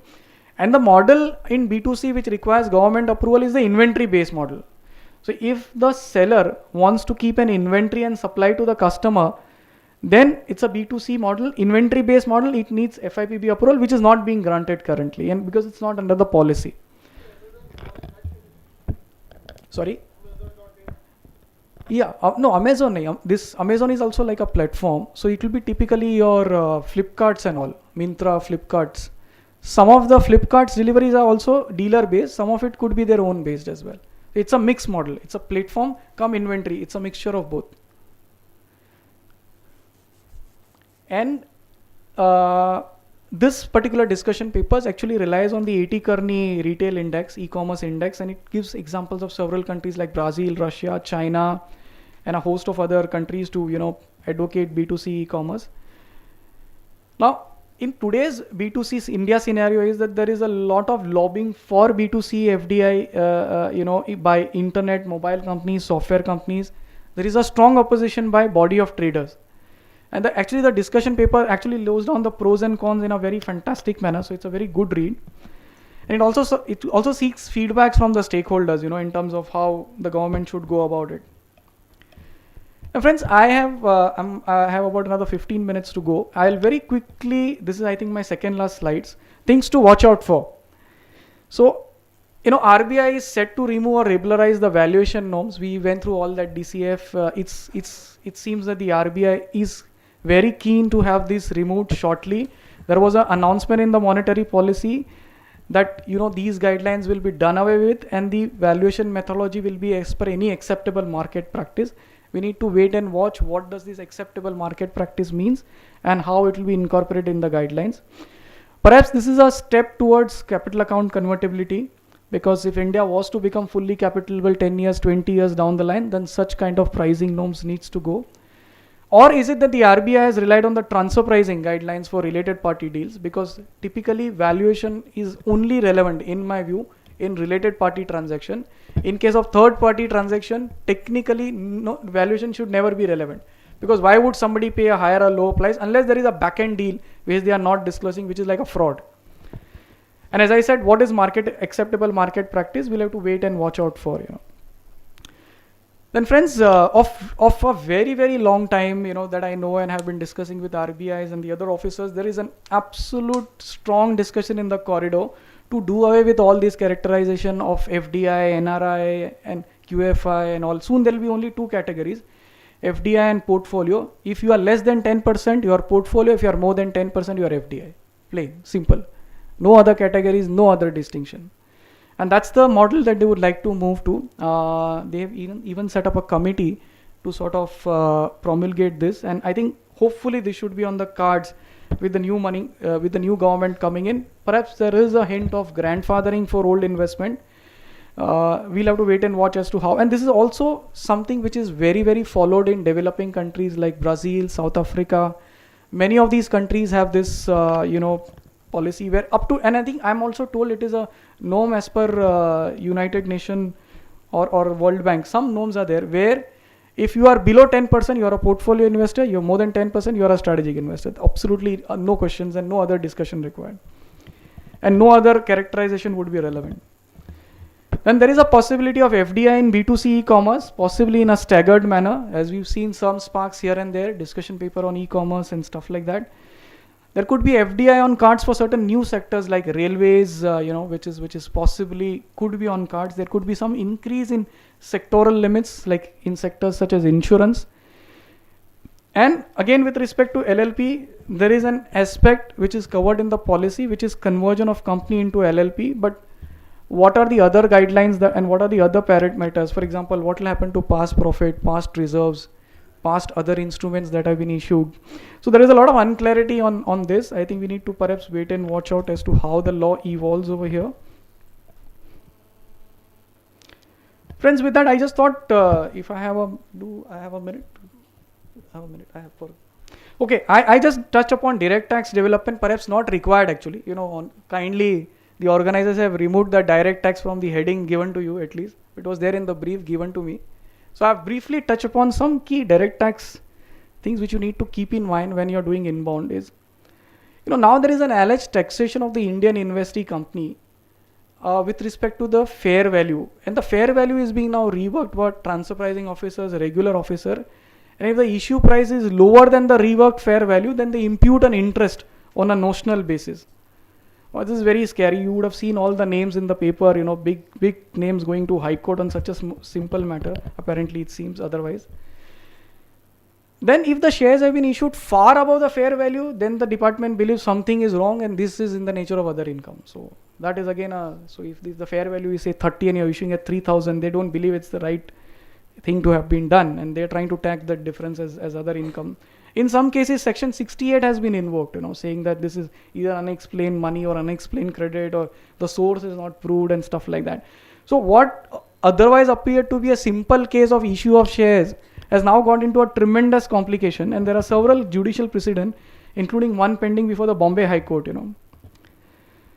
And there are some other points that you need to keep in mind that something, for example, you issue a CCPS. So conversion of CCPS into equity is not tax exempt.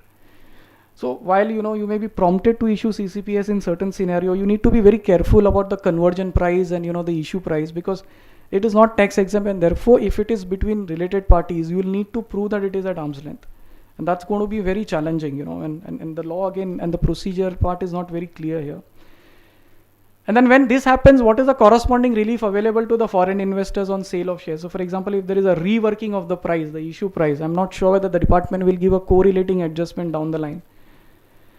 Then the rate of interest, somebody was mentioning to me earlier, there is no today a benchmark on the rate of interest on CCDs. So how do you benchmark? Do you benchmark the India rates or you take the overseas rate? Again, this has been a subject matter of debate between the taxpayers and the tax authorities, and this perhaps continues, needs some more guidance here.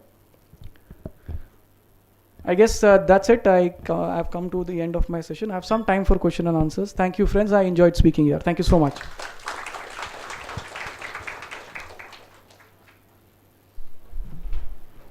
Sir, I have a question on CCP conversion. The Indian company issued the CCP. As on the date of issue of CCP, the terms are agreed. The formula is determined on the conversion of CCP. And I will be working out the valuation as per DCF as on the date of issue of CCP. So accordingly, if I issue the CCP of 100, as per DCF methods and conversion formula, it will be 2 equity shares. and then as on the date of conversion, which will be probably 5 years later, it may happen so that the holding belonging to the foreign exceeds sectoral cap. This may be due to the dilution of equity shares by the local resident. And as on the date actually it may exceed the sectoral cap. So then would it be advisable to go for FIPB approval if it exceeds on the date of conversion, or that is in line with the FEMA guidelines? Hello. No, so I think in a case where there is a sectoral cap and you're putting a conversion, then you need to put in a formula that the price will get revised to fit in the sectoral policy. That's a good enough to have in the initial stage itself. And FIPB will not give you the approval if you are breaching the sectoral policy. There is no point in going to anybody. It's going to be kind of a reverse engineering, so that value and yes. then You have to have a formula, and if you have not built a formula, you'll have to get that formula first inbuilt, either with RBI consent or approval. so it would and then amount do the to a issue. different formula as on date of conversion, which Yeah, but is it will be higher. The price will be higher, so they should Okay. be fine with that. okay.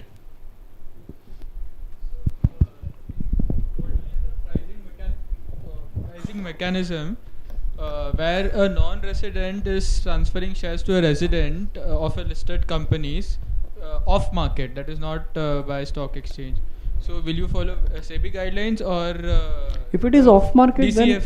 then no, it method? will be the SEBI guidelines. SEBI guidelines, Yeah. because it's So a the listed high company. months, 6 months, high, low, 6 whatever. months. It will be because it is a listed company. Because it's a that's listed company. Yes. why. Okay, thank you. One more question. When we are talking about the sectoral cap, it is essentially a repatriable holding that is to be only considered when we apply the sectoral cap, because shares are issued to the non-resident Indians on NRO, out of not as a non-repatriable holding. So it will go out of the FDI compliances. So then when I go to part 2, that is the sectoral cap. So what is your view? Yeah, I think in the sectoral cap, only NRIs holding on repatriation basis should be included, in my view. There should not be a non-repatriable element which should come. That is at least my view. Sir, regarding RBI deciding to do away with DCF valuation, does that apply to equity infusion as well? Yeah, it will apply to everything, issue as well as transfer, no? Because it can't be for halfway. Okay, alright, thanks. We'll have to wait and watch. See, it's a generic announcement as of now in the policy. It actually got missed in the policy. I don't think anybody, at least I also did not read it till I saw it in the press in the other day. Because it just came innocuously somewhere, in between. And so we'll have to wait and watch as to how the law will get developed. But I think they are quite keen. That is at least what I believe as of now. Okay, thank you, sir.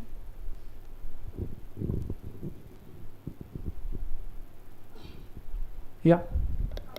FIPB approval diversifying into a non or an automatic route, would I still need to go to the FIPB?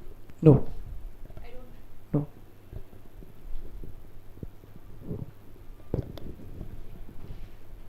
So even if I have in the existing company, Sorry? if I continue to have the expansion in the existing company, Yes, that's fine. Sir, in case if we have partly paid up CCDs, so in that the FCGPR has not been accepted by RBI because they are partly paid up. Pending that, can we convert that to equity? Speaking, I can't see you. Can't see you. Actually, you are under the pillar. I can't see you. Sorry. Sorry, you said partly paid up CCD. Partly paid So up they could not have been CCDs. issued without FIPB approval. So you'll have to take FIPB approval post facto. Right. Contravention, So compounding. in one of the case we've already done that, but Very in good. this case right now they want to convert. So pending that, No. FIPB Pending is that, pending anything you can't convert.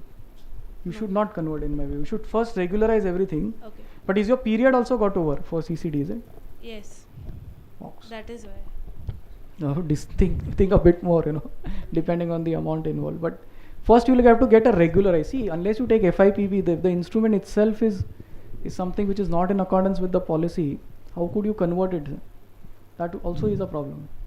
Sir, would technical violation be adjudicated, or can I go for compounding for the technical violation? For example, I am into SSI sectors, and still I am allotting the shares, so it amounts to technical violation, not procedural violation. So would it be open for the? It is a serious violation. Very technical. But would it be this compounding is? They may not allow you. See, cases of conscious contravention, they will not compound. It is not question of technical or non-technical. It is whether it is inadvertent or done with a purpose. If you are doing something with a purpose. Sir, last question. If you are doing something with a clear objective of breaking the law, they will not compound. You have to go to enforcement directorate. Friends, this will be the last question. Sir, FDI and LLP cannot be made if there is a performance link condition. So in construction development, there are performance link condition, but there is an exclusion for education sector. So can I do it? No, because the sector has performance-based conditions, so the sector itself is excluded. You then cannot go into subsectors. But sir, it says the conditions does not apply to education sector. Yeah, but there is a sectoral restriction, so you are not allowed to go into that sector at all. Within that sector, whatever exemption is there will not apply. Okay. So because that's the way I would read it. You can't then go into hair splitting of that. Once there are conditionalities in that sector, the sector is excluded. Okay, sir. Thank you.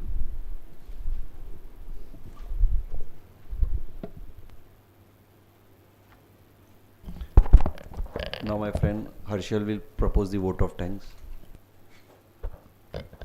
Friends, we all agree the session was very excellent. FDI has always been kind of a matrix, there are circulars, master circulars, there are press notes, there are FAQs, there are cabinet notes exchange, and worse, many a times, RBI is also not in sync with what DIPP thinks. So I think Mr. Shabir Motawalla has demystified all this in a very structural manner. We are thankful to him. He's also brought out many practical issues, Many a times it's better to have a very good relationship with AD rather than fight on the technical content, whether it's allowed, it's not allowed. That will help expedite the matter. And on a lighter note, I always maintain that, you can gauge the importance of the speaker from the topic from the importance of the topic also. So FDI is a topic of national interest these days. Even the PM candidate has been asked his views on FDI. So we are thankful to have Mr. Shabir Motawalla today for this session. And let us please appreciate him by a... Friends, as all you have heard of today's speaker Shabir Motawalla, and Chamber felt it is better for us to hear him more. So as a golden opportunity, one pay, one free, tomorrow Shabir Bhai has agreed to be the brain trustee for tomorrow's brain trust session. Please, we break for 10 minutes for the tea break. Thank you.